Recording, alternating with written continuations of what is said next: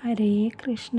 കൂട്ടുകാരെ, നിങ്ങൾ കേൾക്കാൻ പോകുന്നത് അമ്മയുടെ സ്നേഹത്തിന് മുന്നിൽ ഭഗവാൻ പോലും കെട്ടുപോയ ഉരലിൽ കെട്ടിയ കൃഷ്ണൻ്റെ അത്ഭുത കഥയാണ്.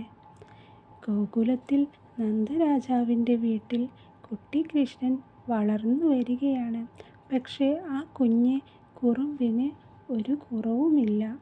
എല്ലാ ദിവസവും രാവിലെ തന്നെ കൂട്ടുകാരെ കൂട്ടും. പിന്നെ ഗോകുലത്തിലെ വീടുകളിൽ കയറിയിറങ്ങും. ഉറിയിൽ കെട്ടിവെച്ചിരിക്കുന്ന വെണ്ണയും തൈരും പാലും എല്ലാം തിന്നു തീർക്കും. ആരേലും കണ്ടാൽ ഓടി രക്ഷപ്പെടും.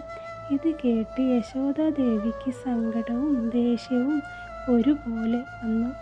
അയൽക്കാരികളൊക്കെ പരാതിയുമായി വരാൻ തുടങ്ങി. ഒരു ദിവസം കൃഷ്ണനെ കൈയോട് പിടികൂടി. കയ്യിൽ വെണ്ണയുമായി പിടിക്കപ്പെട്ട കൃഷ്ണൻ പേടിച്ച് ചിരിച്ചു.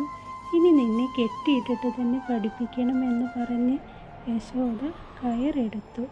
കൃഷ്ണനെ ഉരലിൽ കെട്ടാൻ നോക്കി. ഒരു കയറെടുത്തു കെട്ടി. പക്ഷേ അത്ഭുതം, കയർ നീളം തികയുന്നില്ല. വേറെ കയർ കൂട്ടിക്കെട്ടി.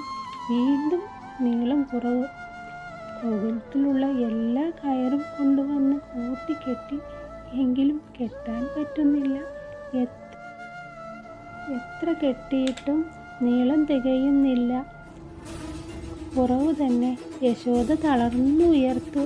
ദേഷ്യം പോയി കണ്ണു നിറഞ്ഞു. എൻ്റെ കുഞ്ഞിനെ പോലും എനിക്ക് കെട്ടാൻ പറ്റുന്നില്ലല്ലോ എന്ന് കരഞ്ഞു. അപ്പോഴാണ് കൃഷ്ണന് അമ്മയുടെ വാത്സല്യവും വിഷമവും മനസ്സിലായത്. അമ്മ കരയണ്ട എന്ന് കരുതി സർവേശ്വരനായ ഭഗവാൻ സ്വയം കെട്ടാൻ അനുവദിച്ചു. അങ്ങനെ യശോദ കൃഷ്ണനെ ഉരലിൽ കെട്ടി. കുറച്ച് കഴിഞ്ഞ് കൃഷ്ണന് ബോറടിച്ചു. ഉരൽ വലിച്ചുകൊണ്ട് മുറ്റത്തിറങ്ങി. നടക്കുന്നതിനിടയിൽ 2 വലിയ മരങ്ങൾക്കിടയിലൂടെ കുടുങ്ങി. കൃഷ്ണൻ ഒന്ന് വലിച്ചു. ആ 2 മരങ്ങളും വേരോട് കടപുഴകി വീണു. ആ മരങ്ങൾ സാധാരണ മരങ്ങളല്ലായിരുന്നു. കുബേരൻ്റെ മക്കളായ നളകുബേരനും മണിഗ്രീവനും ആയിരുന്നു. അവർ നാരദമുനിയുടെ ശാപം കാരണം 100 വർഷമായി മരങ്ങളായി നിന്നവരാണ്. കൃഷ്ണൻ്റെ സ്പർശം കൊണ്ട് അവർക്ക് ശാപമോക്ഷം കിട്ടി. അവർ പുറത്തു വന്നു. കൃഷ്ണനെ കൈകൂപ്പി നമസ്കരിച്ച് സ്വർഗത്തിലേക്ക് പോയി. ഇതാണ് യമുളാർജുന മോക്ഷം. അമ്മയുടെ ശുദ്ധമായ ഭക്തി കൊണ്ടാണ് കയർ കിട്ടിയതും ഭഗവാന്റെ കൃപ കൊണ്ടാണ് യക്ഷന്മാർക്ക് മോക്ഷം കിട്ടിയതും.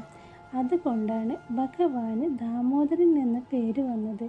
ദാമം എന്നാൽ കയർ, ഉദരം എന്നാൽ വയർ, വയറ്റത്ത് കയർ കെട്ടിയവൻ.